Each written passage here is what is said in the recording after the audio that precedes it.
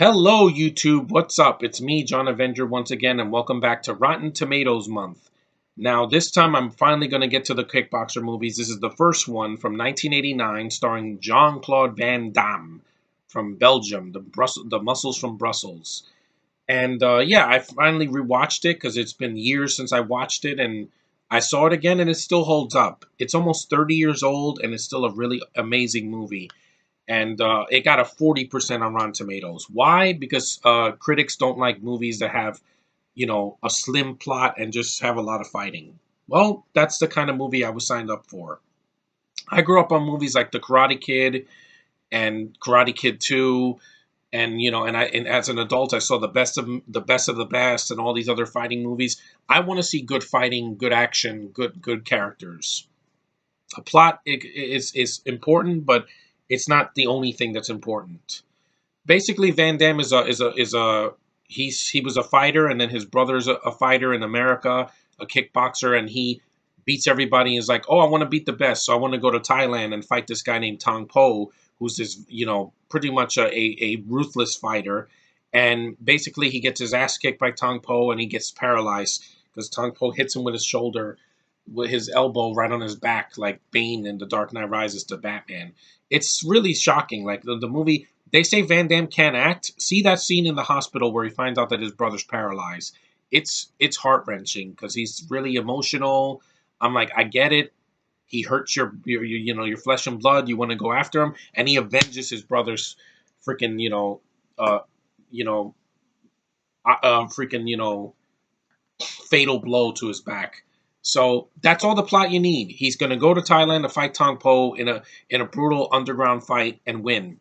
And basically that's what you get. You don't need some deep plot about, oh, he's going to get into a spiritual sense so he can fight this guy. I'm like, no, he meets up with this guy, David Chan. He plays Mr. Chow, I believe, yeah, and he trains him just like Mr. Miyagi trained Daniel in the first the first three Karate Kid movies. The third one sucks though.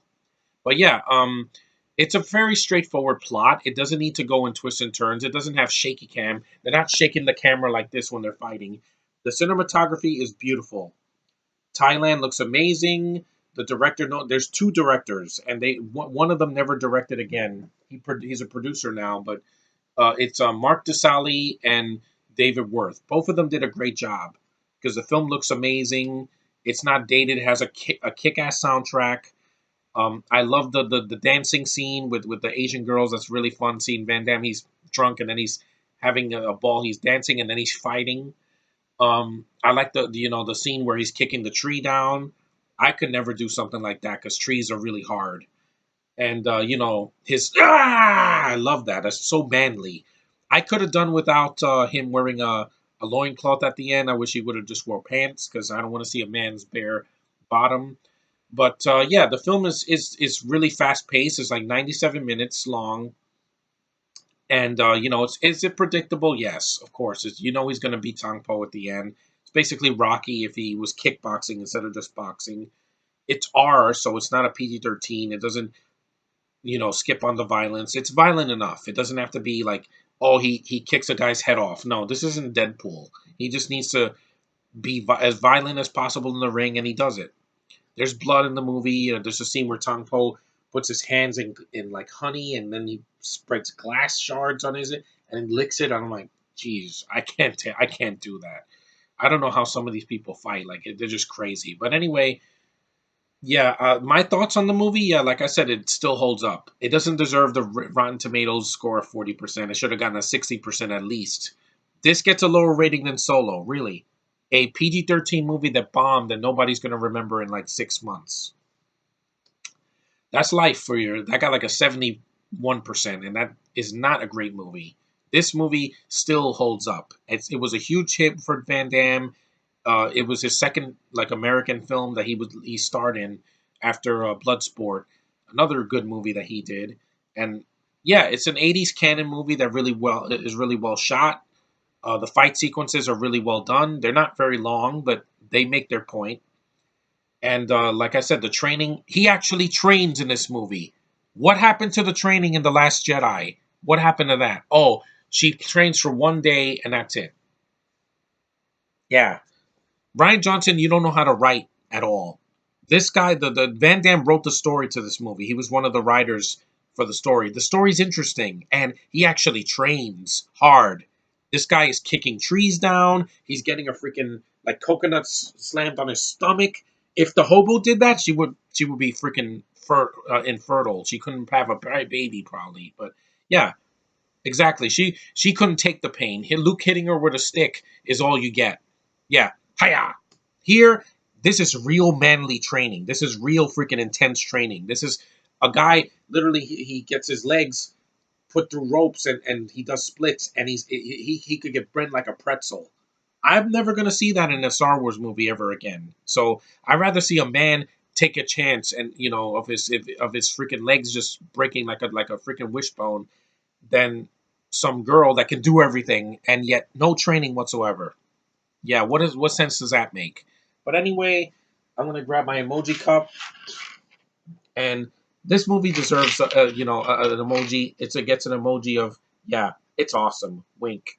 It's an '80s movie that I didn't grow up with, but I saw it a couple years ago, and I rewatched it again, and it still makes me smile at the end when Van Damme wins. And in the sequel, I will get to um, that soon. But yeah, Kickboxer's a fun movie, the first one. I'm not going to bother with any of the ones after five because two, three, and four, I like Sasha Mitchell. He's not Van Damme, but he does his own thing, and it's a different story. It's not a repeat of the first one. And five has Mark Dacascos as a kick-ass lead, so you have that. But with Vengeance and Retaliation and all that, I don't want to waste my time. I just don't, because those are going to be bad shaky cam, bad editing, and I'm not going to see what's going on, and bad acting. Here, the acting's pretty decent. The black guy in the movie, he helps in the movie. He helps Van Damme ride along town in Thailand, and he helps him shoot off some goons at the end, so he does his part. The Asian girl Miley, very beautiful. You know how I have a fetish for freaking Asian women, all kinds. I'm not going to be discriminative. I love all kinds of Asian women. Chinese, Japanese, Thai, Taiwanese, freaking Cambodian, Indonesian, Malaysian, freaking Vietnamese. I'm all for the Asian girls, man, because they're just gorgeous. They take care of themselves. They have beautiful faces and soft voices and beautiful skin and voluminous hair. Oh my God. Just, I love Asian women. I do. Not all of them, but, the ones that are normal. But anyway, yeah, Kickboxer, the love story is on the side in the back burner. It's not a big part of the movie. It's very small and it's subtle. It's just they kiss and he kisses her at the end on the cheek. It's simple. It's subtle. It's not whipping your ass like freaking 50 Shades. It's subtle because that movie has no subtlety whatsoever. But anyway, yeah. If you want to see Kickboxer Nerd Pack, you can watch it online. They have the DVD or Blu-ray on Amazon. I have the full screen version, so it's not widescreen, but I got to see enough. I remember it was bringing back memories when I first saw it, and it still holds up. And it's a film that deserved the better DVD. Like Cyborg just recently got a Blu-ray with features. I wanted that for Kickboxer. A widescreen version on Blu-ray, which we have, but with features, with a commentary or a behind the scenes or even a making of, just something. But no, the movie got completely shafted. Like a lot of Van Damme's movies don't have special features. And some of them do. Yes, Street Fighter, which is horrendous. I'll probably get to that sometime this month. But yeah, this movie it deserves better than the treatment it got on home video because it's a good movie. It's basically Karate Kid, but an R-rated version with kickboxing instead of karate.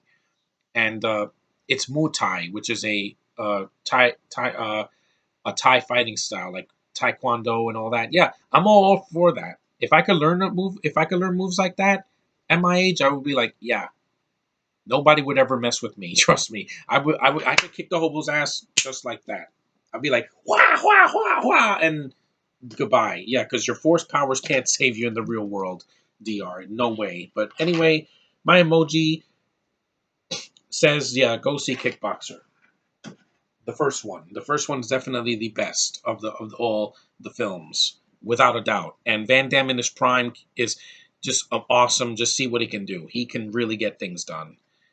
So that's my review of Kickboxer. Next time I'll review the second one, maybe later tonight. And have a good day, guys. See ya.